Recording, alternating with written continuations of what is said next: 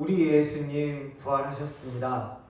부활의 기쁨을 풍성히 누리는 하루 되시길 바랍니다. 네. 오늘 말씀에서 부활하신 예수님은 막달라 마리아에게 나타나십니다. 나타나신 이 때가 어떤 때인지는 20장 1절 말씀에서 설명하고 있습니다. 안식 후 첫날, 예수님께서 부활하신 날입니다. 주님의 날입니다. 주일입니다.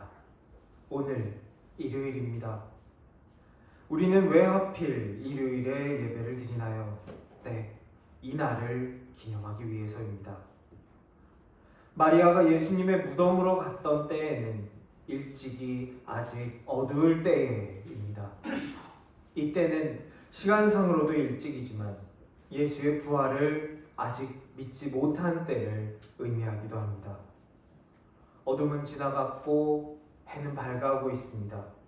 하지만 아직 그것을 제대로 알지 못하는 상태입니다. 부활하신 예수님과의 만남은 인간을 변화시킵니다. 마리아는 빈 무덤을 발견했습니다. 제자들이 와서 보았지만 거기가 빈 무덤이 맞다라는 그 마리아의 말이 맞다는 것만 확인하고 다시 돌아갑니다.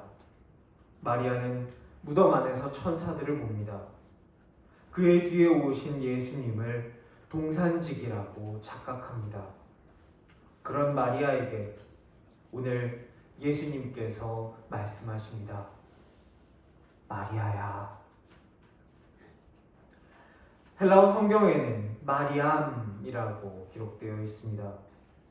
예수님과 마리아가 실제로 대화하셨을 때 사용했을 셈족 언어에 좀 더 가까운 표현입니다.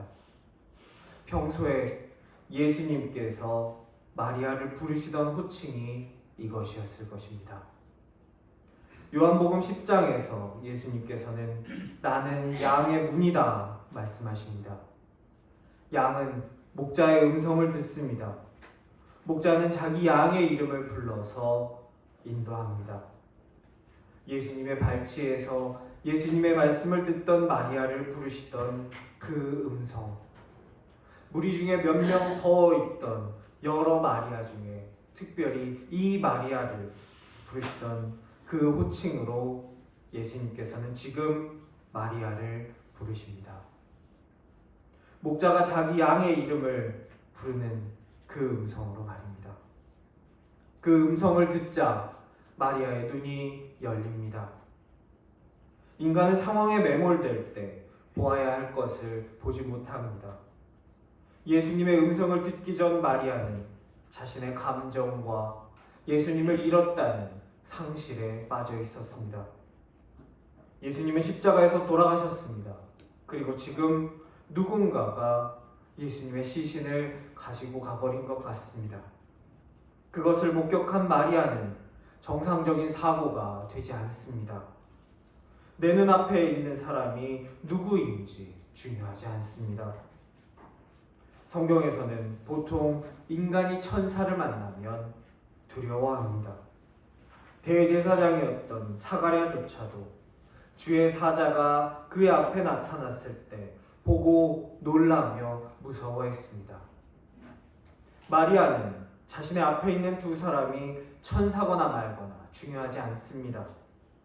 사람들이 내 주님을 옮겨다가 어디 두었는지 내가 알지 못합니다. 마리아는 천사에게 말합니다. 예수님이 나타나셨는데도 그 사람이 동산지기인 줄 알고 천사에게 했던 질문을 또 합니다. 이 질문은 심지어 20장 2절에서 예수님의 제자들에게 했던 질문이기도 합니다. 인간이 상황만을 바라보고 있을 때 이렇게 됩니다. 풍랑이는 바다에서 베드로는 오라 라고 말씀하신 예수님이 아니라 자기 눈앞에 풍랑과 바다를 보았습니다. 그래서 물에 빠집니다.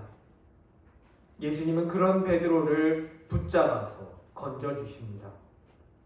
빈 무덤 앞에서 마리아는 상황과 감정과 상실에 빠집니다. 그는 예수님이 눈앞에 있었지만 알아보지 못했습니다. 예수님은 평소대로 그녀를 부르십니다. 마리아야. 그리고 그녀를 건져 올리십니다. 그때 마리아의 눈이 열리고 관계가 회복됩니다. 우리 예수님은 나를 아십니다. 나의 이름을 부르십니다. 나를 건져주시고 나의 눈을 열어주십니다. 나를 아시는 우리 주님의 부르심 속에서 부활을 경험할 수 있는 신생의 성도 되실 수 있기를 주님의 이름으로 축원합니다.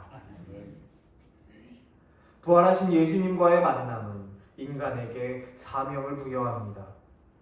자신을 부르시는 목자의 음성을 들은 마리아의 처음 행동은 돌이키는 것입니다. 그의 몸만 돌이킨 것이 아닙니다.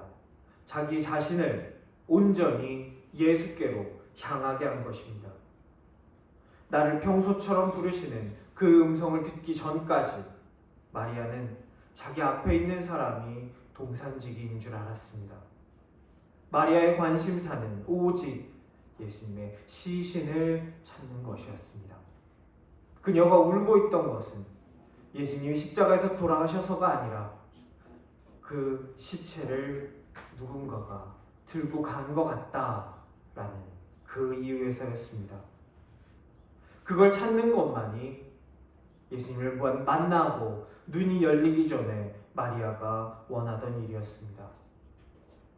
하지만 부활하신 예수님이 나를 부르시는 그 음성을 들었을 때 마리아는 돌이킵니다. 그의 인식이 바뀐 것입니다. 평소대로 나를 부르시는 그 음성에 마리아도 매번 예수님을 부르던 호칭으로 응답합니다. 라보니. 그 의미는 나의 선생님입니다. 그저 랍비여, 선생이여, 남들이 부르던 대로 부른 것이 아닙니다.